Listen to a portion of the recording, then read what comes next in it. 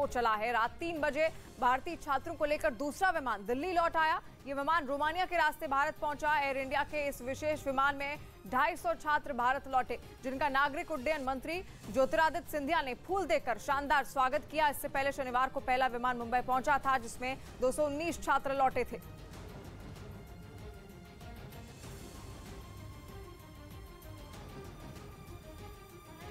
Modi ji, thank you Modi ji, thank you Modi ji, Modi ji धन्यवाद, thank you Modi ji, thank you Modi ji, thank you Modi जी।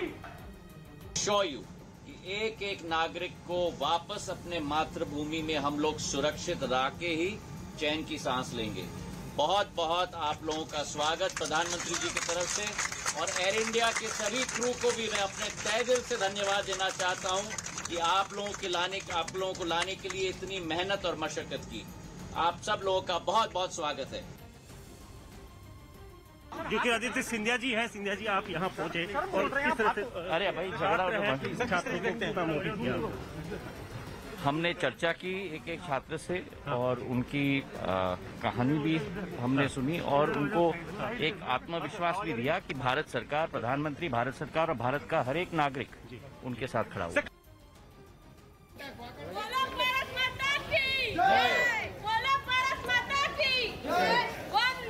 मातरम, मातरम, बोलो भारत माता की जय, बोलो भारत माता की जय, वंदे मातरम, वंदे मातरम, बोलो भारत माता की जय। तो छात्रों में भारी उत्साह देखने को मिल रहा है और इस वक्त भी दीपक बिष्ट हमारे साथ दिल्ली एयरपोर्ट से लाइव हैं। दीपक, लगातार मिशन गंगा के तहत बच्चों को वापस लाया जा रहा है, छात्रों को वापस लाया जा रहा है। क्या हलचल इस वक्त एयरपोर्ट पर आप देख पा रहे हैं?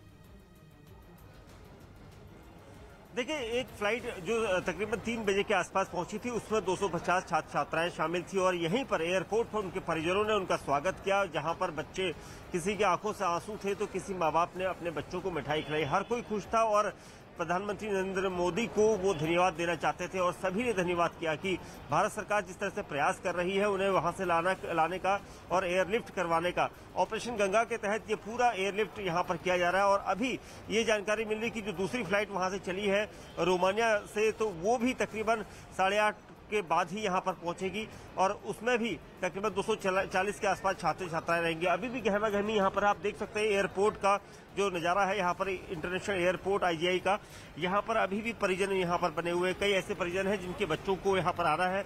अब उन्हें ये नहीं पता चल पा रहा कि कितने बच्चे यहाँ आएंगे, लेकिन अभी जिस तरह के हालात यहाँ पर है, हर कोई यहाँ पर इंतजार कर रहा है अपने बच्चों का, क्योंकि मेडिकल के स्टूडेंट सबसे ज्यादा है और भारत सरकार का ये प्रयास है कि इन सभी छात्र छात्राओं को जो निकालने का वादा उन्होंने किया है उसको यहाँ पर कर रहे हैं। क्योंकि यहाँ पर ज्योतिरादित्य सिंधिया मौजूद थे, उनके साथ कई अधिकारी थे, वो सभी यही कोशिश कर रहे थे। उन बच्चों से जब उन्होंने बात की कि सभी को विश्वास दिलाया गया था कि वो सभी को एक एक करके यहाँ पर लाएंगे। हालांकि कई छात्र छात्राओं से हमारी बात हुई थी तो उनका यही कहना था कि उनके अभी भी कई दोस्त वहाँ पर फंसे हुए हैं जिन्हें निकाला जा रहा है। कल 250 बच्चे के आसपास यहाँ भारत पहुंचे हैं, लेकिन आज कितने बच्चों की वापसी होने वाली है, इसको लेकर कोई जानकारी?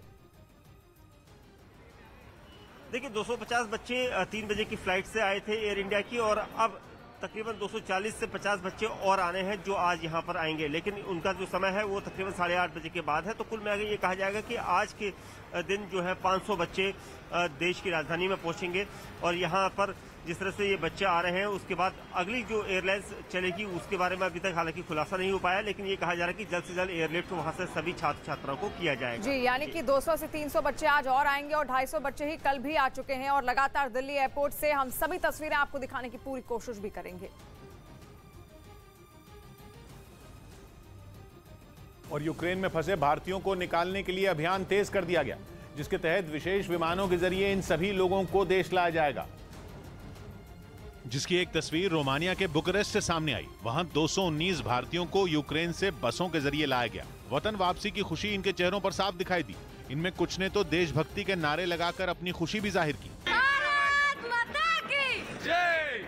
विमान में सवार होने के बाद रोमानिया में भारत के राजदूत राहुल श्रीवास्तव इनसे मिलने पहुंचे और हर संभव मदद का भरोसा दिया। राजदूत की बातों को सुनकर छात्रों ने तालियां बजाकर उनका आभार जताया। हालांकि अब भी कई छात्र ऐसे हैं जो यूक्रेन में फंसे हुए हैं। जिनकी सुरक्षित वतन वापसी का भरोसा सरकार ने इन बच्चों के माता पिता को दिया।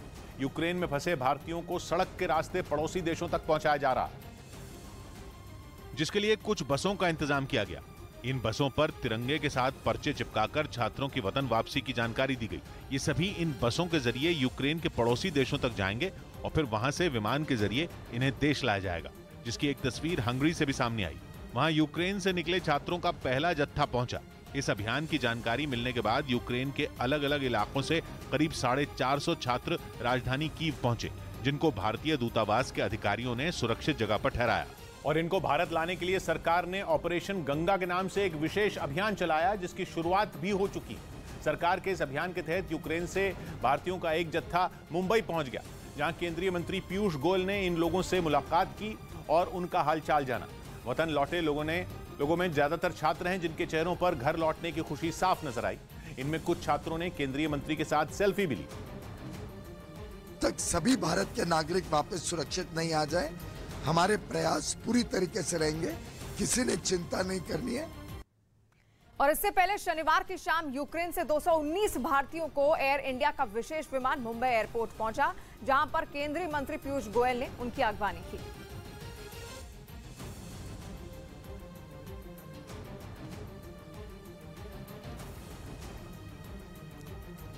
और ऑपरेशन गंगा के तहत यूक्रेन से 219 छात्रों का पहला जत्था मुंबई लौटा, जिसके बाद छात्रों ने बताया कि कैसे युद्ध शुरू होने के बाद भारत सरकार एक्शन में आ गई।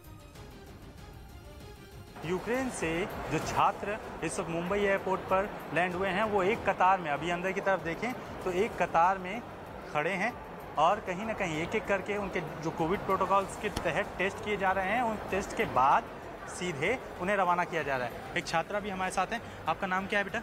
मेरा नाम आर्या चौहान है। आर्या, जो आप लोग वहाँ पे मौजूद थे जब वॉर की सिचुएशन हुई, आप लोग कहाँ पे थे, किस तरह से आपको इवैक्यूएट किया गया, किस तरह से यहाँ तक पहुँचे, अगर वो जर्नी बता पाए। मैं तो चंदमित्सी में थी और वो सेफ सिटी थी और उन्होंने हमला किया था तो मेन क्यू पे किया था और इंटरनेशनल एयरपोर्ट सारे बंद कर दिए थे। तो एम्बेसी ने तुरंत ही कुछ तो एक्शन ले ली और हमें फॉर्म्स दे दिए इवैक्यूएशन के लिए और वहाँ से हमें इवैक्यूएट कर दिया। बॉर्डर सील होने के बाद आप लोगों को किस तरह के ये फॉर्म किस तरह के थे जो आप लोगों को मुहैया कराए गए? मतलब उसमें था कि आप किस स्टेट से हो, क्योंकि इवैक्यूएशन के लिए तो वो चाहिए होता और पासपोर्ट सारे वो डॉक्यूमेंट्स थे। और उन्होंने रोमानिया के बॉर्डर से हमें रोमानिया में शिफ्ट कर दिया और वहाँ से हम एयरपोर्ट से आ गए यहाँ। और मेरे साथ लगभग 20,000 लोग थे, वहाँ पे स्टूडेंट्स थे जो यूक्रेन में पढ़ाई कर रहे थे। तो उसमें से थोड़े तो पहले ही जा चुके थे इंडिया और बाकी के सब थे वो उन्हें भी आज और कल इवैक्यूएट कर देंगे वो। अच्छा, मतलब धीरे धीरे करके एक स्लॉट में इवैक्यूएट किया है। यस। और 20,000 केवल भारतीय विद्यार्थी वहाँ पे थे कि बाकी अन्य देशों से भी आए हुए? इंडियंस थे। 20,000 सिर्फ इंडियंस। और मुंबई लौटे छात्रों ने बताया कि जो लोग पश्चिमी यूक्रेन में रहते हैं उन लोगों को भारत आने में मुश्किल हो सकती है, क्योंकि वहां बमबारी की वजह से सबसे ज्यादा बुरा हाल है। यूक्रेन से लौटी हुई साक्षी शर्मा हमारे साथ है। साक्षी, एक चीज बताना, वहाँ पे हालात क्या है, किस तरह की स्थितियाँ थी जब आप लोग वहाँ से निकले और खासतौर पे भारत तक पहुँचने में, क्योंकि रोमानिया पहुँचना वहाँ से भारत के लिए जो है फ्लाइट में लैंड करना आसान काम नहीं था। आसान बिल्कुल नहीं था, पर क्योंकि हम वेस्टर्न पार्ट ऑफ यूक्रेन में रह रहे थे तो वहाँ से रोमानिया का बॉर्डर काफी नजदीक है, तो हमको इतनी दिक्कत नहीं आई। पर दिक्कत उनके लिए जो ईस्टर्न पार्ट ऑफ यूक्रेन में रह रहे हैं, काफी दिक्कत है। कैपिटल कीव में काफी कुछ हो रहा है, बट आई होप सारे इंडियन स्टूडेंट्स सब लोग वहाँ पर बेहतर रहें। लगातार जो है शेलिंग चालू है, उसके बाद एयर और पूरी यूक्रेन गवर्नमेंट हेल्प कर रही है, इंडियन गवर्नमेंट हेल्प कर रही है, सब लोग हेल्प कर रहे हैं। Everything is okay sir. अच्छा, एक चीज़ बताएं कि वहाँ पर उस दौरान आपके साथ के और भी जो है भारत के जो बच्चे वहाँ पे मौजूद थे, वो किस तरह से रेस्क्यू किए जा सके, क्योंकि कहीं ना कहीं बॉर्डर क्रॉस करना, रोमानिया का बॉर्डर भी पार करना आसान नहीं था, सड़कें भी पूरी तरह से जाम। जी सर, इसके लिए मैं इंडियन एम्बेसी ऑफ रोमानिया को थैंकफुल हूँ कि उन लोगों ने हमें ये पॉसिबल कराया सर। और यूक्रेन से लौटे प्रथमेश अग्रवाल ने वहां की खौफनाक स्थिति न्यूज 18 इंडिया को बताते हुए कहा कि वहां पर इस वक्त पुरुष नागरिकों को जंग के लिए मैदान में उतार दिया गया है। बनी हुई थी, जस्ट बताएं। वहाँ हालत बड़े खराब चल रहे हैं, सारे मर्दों को लड़ने के लिए भेज दिया 18 से 60 वर्षों के। और हम लोगों ने देखा जब यूक्रेनियन जो मेल लोग थे वो लोग अपने फैमिली को बाय बोल के, एंड जो फीमेल्स थे सारे रोमानिया जा रहे थे। एंड उन लोगों के आंखों में जो आंसू देख के मैं इतना लाचार फील कर रहा हूँ ना। क्या वहाँ पे शेलिंग लगातार जारी थी? एयरक्राफ्ट से आप लोग जो क्रैश हो रहे थे उससे आप लोग कितने दूर पे थे? क्या बंकर्स में? नहीं, हम लोग बंकर में नहीं रहे क्योंकि हम लोगों का सिटी लकीली सेफ रहा। हमारे सिटी में कभी भी कोई अटैक वगैरह नहीं हुआ लकीली, और हम लोग का सिटी रोमानिया से काफी करीब था। अच्छा, एक बात बताया, आपने बताया कि वहाँ पे जो लोग थे उन्हें सीधे बैटल फील्ड में उतार दिया गया है। हाँ, मतलब उनके जो मेल लोग थे वो मेल लोगों को अलाउड नहीं है कंट्री छोड़ के जाना। और बाकी के जो फीमेल्स थे वो सारे रोमानिया जा रहे थे। और आप कैसे निकले, किन हालातों में निकले? कि जो जैसे परिवार बता रहा है कल से आप लगातार? हम लोगों ने ज़्यादा तकलीफें फेस नहीं की सच में, क्योंकि एम्बेसी ने हमेशा हमारा साथ दिया। और कभी भी हम लोगों को ऐसा खाने पीने के लिए कभी भी कुछ ऐसा ये स्ट्रगल वगैरह कुछ नहीं करना पड़ा। और हमें लगा नहीं था कि इतना जल्दी हम लोग वापस आ सकते थे। फिलहाल जो रमेश बता रहे हैं उसके मुताबिक वहाँ पर जितने भी मेल्स हैं वो सब लोगों को बैटल फील्ड में भेज दिया गया है, जबकि फीमेल्स सीधे रोमानिया की तरफ पहुंच रही हैं और वहां से बाहर निकाले जाने की कोशिश की जा रही है। जंग छिड़ने की वजह से यूक्रेन में पढ़ाई कर रहे हजारों भारतीय छात्र वहीं फंस गए। युद्ध से मची तबाही के इस मंजर ने उनमें दहशत पैदा कर दी और हर पल डर के साए में जी रहे इन छात्रों ने आप बीती सुनाई, जिनमें कीव में फंसा देवेंद्र नाम का एक छात्र भी शामिल है, जिसके लिए परेशानी की वजह है उसका यूक्रेन पोलैंड बॉर्डर से करीब 700 किलोमीटर दूर होना। यहाँ से हमें बॉर्डर के लिए कैसे जाना है वो नहीं जा पा रहे हम यहाँ से। तुम बिना सपोर्ट के यहाँ से बिल्कुल भी नहीं निकल सकते हैं, खतरे से खाली बिल्कुल भी नहीं है। कुछ भारतीय छात्र किसी तरह यूक्रेन हंगरी बॉर्डर पर पहुंचे भी, लेकिन वो मदद की आस में दोनों देशों की सीमा पर ही फंसे रह गए। टेम्परेचर वो माइनस में है और खाने और पीने के लिए हमें कोई व्यवस्था नहीं की गई है। इन हालात में पोल्तावा शहर में फंसे छात्रों के जहन में डर समा चुका है। उन्हें वहाँ से निकलने का कोई रास्ता समझ नहीं आ रहा। मतलब एंटर होते ही यहाँ सिचुएशन बहुत ज्यादा डेंजर होने वाली है। हालांकि यूक्रेन में फंसे 84 भारतीय छात्रों ने हिम्मत दिखाई और एक बस के जरिए यूक्रेन रोमानिया बॉर्डर पर पहुंच गए, जिन्हें अब भारत लौटने का इंतजार है। और यूक्रेन के खेर्सोन में रूसी सैनिकों ने